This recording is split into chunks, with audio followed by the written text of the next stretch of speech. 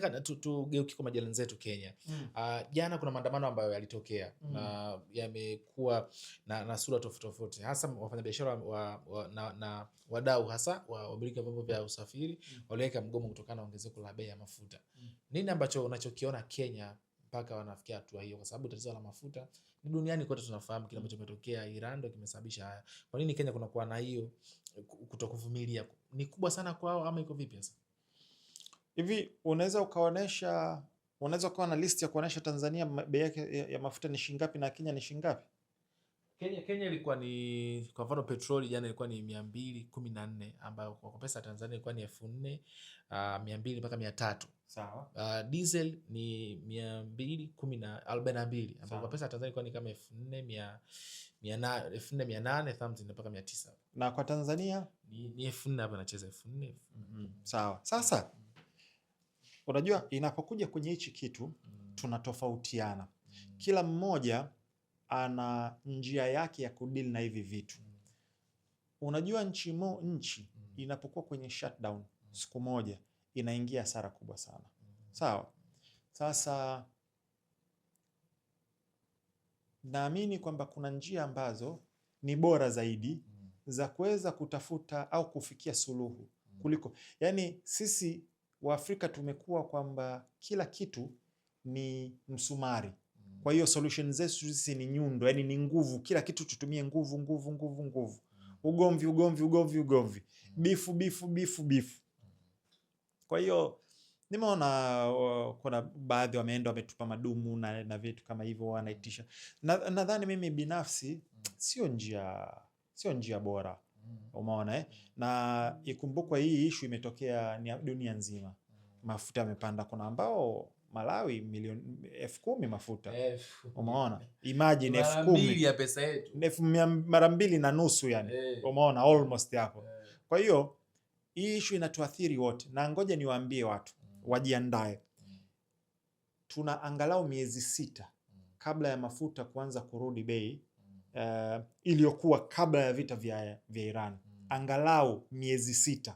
Kwa hiyo tujiandae. Na ningesema tu ushauri kwa serikali ya Tanzania. Natamani itoe mwongozo kama serikali kwamba mafuta yamepanda, tupunguze safari ambazo ni unnecessary. Nadhani rais ameonyesha mfano kwa kupunguza msafara wake ule, lakini ile itoke kabisa kwenye serikali zote za umma, jinsi ya kupunguza. Kama ni gari, kila mtu alikuwa na gari yake, ikiwezekana ipunguzwe, wao wanashare gari, lakini iende mpaka kwenye makampuni corporates, makampuni ya simu na banks na vitu kama hivyo. Waangalie ni jinsi gani wanaweza wakasaidia, either kukaa kuna vituo ambavyo watu wanaenda kuwachukua watu kwa pamoja, kuwapeleka katika ofisi zao, kupunguza kila mmoja akaenda na gari yake.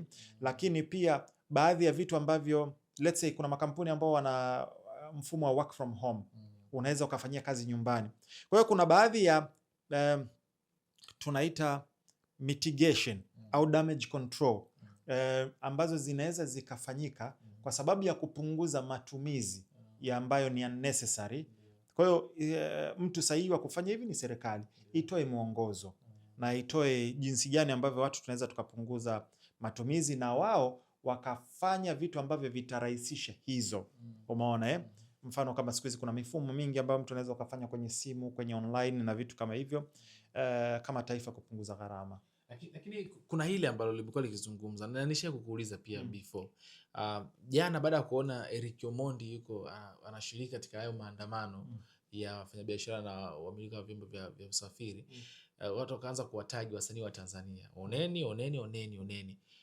Kwa nini wasanii wa Tanzania wamekuwa wakilaumiwa sana kwenye hili? Kwanza tuwe makini. Oneni wakimaanisha nini? Wanataka na sisi tufanye hivyo? Mimi Mtanzania wote ambaye ataenda kufanya kama alichokifanya Eric nitamuona ni changamoto. Kwamba uchukue madumu endo katupe nani kule barabarani. Useme kwamba lockdown wiki nzima. Unazidi nani, kwa sababu serikali inahitaji mapato.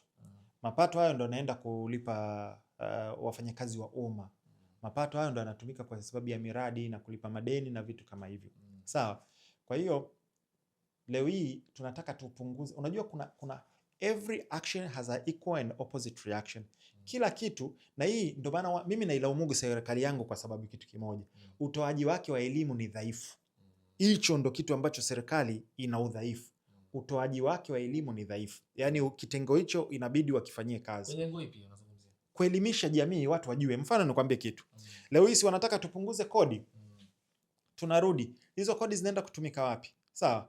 Utakuta zingine zinatumika kwenye ujenzi wa barabara, zingine zinatumika labda kwenye kununua dawa za ukimwi, zingine zinatumika kwa sababu ya miundombinu na kulipa madeni na vitu kama hivyo. Sawa? Kwa hiyo tunapopunguza kipato, ujue lazima kuna moja ya sekta itaathirika. Itakwama kwa sababu kile kipato kinachotumika kinaenda kutumika sehemu fulani. Kwa hiyo njia yake kuu ni mbili. Ya kwanza ni kupunguza gharama za matumizi ya kiserikali ambayo ni unnecessary ili kuweza kumitigate hili swala, cha kwanza. Cha pili ni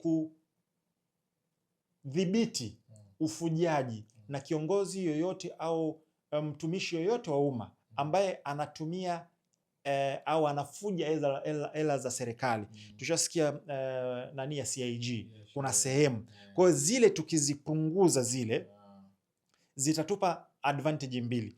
Either zinaweza zikaturuhusu tupunguze baadhi ya kodi, au tusipunguze kodi zikatumika kwa sababu ya kutuboost katika miradi mingine ambayo labda ilitakiwa ichukue miaka 3 kutokana na uwezo wetu, tukaifanya kwa miaka 2. Lakini sisi kama raia lazima tujue. Juzi nimemsikia mwanaharakati mmoja akisema ukilinganisha na China wame miaka kama 50 tu walikuwa hahe hohe, leo hii wamefika mbali walipofika. It's true. Na nimefanya makala. Mfano mimi nimefanya unajua Mchina kamuiga nani? Mchina amechukua module ya Lee Kuan Yew ambaye ndio founding father wa Singapore, ambaye na makala yapo kwenye YouTube channel yangu DJ Smart 255. Waende wakaangalie. Lakini mpaka kufikia pale lazima tuangalie ametumia njia gani. Hakukuwaga kuna kitu kinaitwa demokrasia kwa Lee Kuan Yew.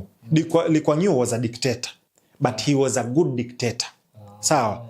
Na China hawana demokrasia. Kwa hiyo tunaposema kwamba tunataka tuwe kama nchi fulani, basi tuangalie na njia walizozitumia kufika kule. Kule hamna hizi sijui vyama vingi, hakuna hivyo vitu. Ana muda mrefu. Na ukiangalia njia aliyopitia mpaka kufika pale. Sawa? Wewe mara mwisho umesikia uchaguzi China imeitishwa, kuna kampeni nini lini? Kwa hiyo lazima tuwe logical. Sawa, tunataka kufika pale, inawezekana, lakini sisi lazima tujitoe mwanga kwamba kuna baadhi ya sacrifice itabidi tuzifanye. Cha kwanza. Cha pili, pia uongozi bora na utawala bora pia lazima ufanyike. Kwa hiyo wanaambizana. Ushe kusikia mwanaharakati anasema jamani, ili tuendelee inabidi nyinyi hapa muache kutoa rushwa. Umeelewa?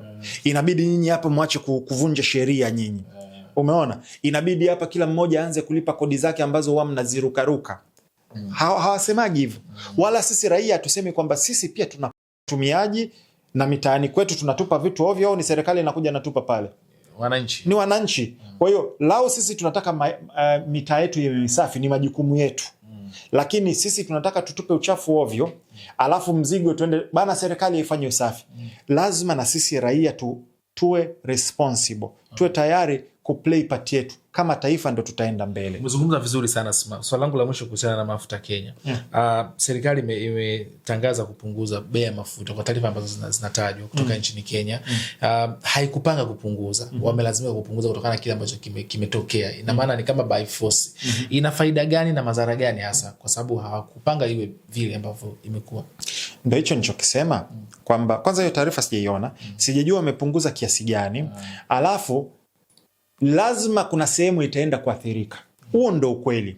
Yaani ile ukiangalia kwenye ile tozo, na ziko nyingi kwenye mafuta, ukiangalia pale utakuta inaenda sehemu fulani, inaenda sehemu fulani, inaenda sehemu fulani, inaenda sehemu fulani. Sawa? Kwa hiyo ukimega ujue kuna sehemu fulani lazima itaathirika. Kuna mrija utakata kule. Ndio maana nikasema solution ya hizo ni mbili. Cha kwanza ni kupunguza matumizi ya kiserikali inapowezekana. Pale unaweza kusema tunapunguza kwa kupunguza mishahara ya wafanyakazi. Umeona? Au tukapunguza kwa uwezo mambo yanayohusiana na ulinzi na usalama wa nchi. Umeona? Kuna sehemu itaathirika. Lakini upande wa pili ni kupunguza sehemu ambayo inavuja serikali, ambazo viongozi wa serikali na watumishi wa umma ambao wanafanya ufujaji, ili kilichopo kiende katumike sehemu sahihi. Na tumalizie la mwisho sasa, tuweze kuendelea na mambo mengine. Tumeshuhudia ziara ya Trump nchini China, kwa maana China, na haijakaa muda mrefu kakamilika na mambo yakawa ni mengi sana. Pengine hasa kwa wewe, hasa kile chukua kinazungumzwa hasa, nini ambacho umekiona ni cha msingi sana katika uchumi wa dunia kati ya hiyo ziara ya Trump kwenda China? Asante kutazama interview hii. Usisahau kusubscribe, like, comment na kushare.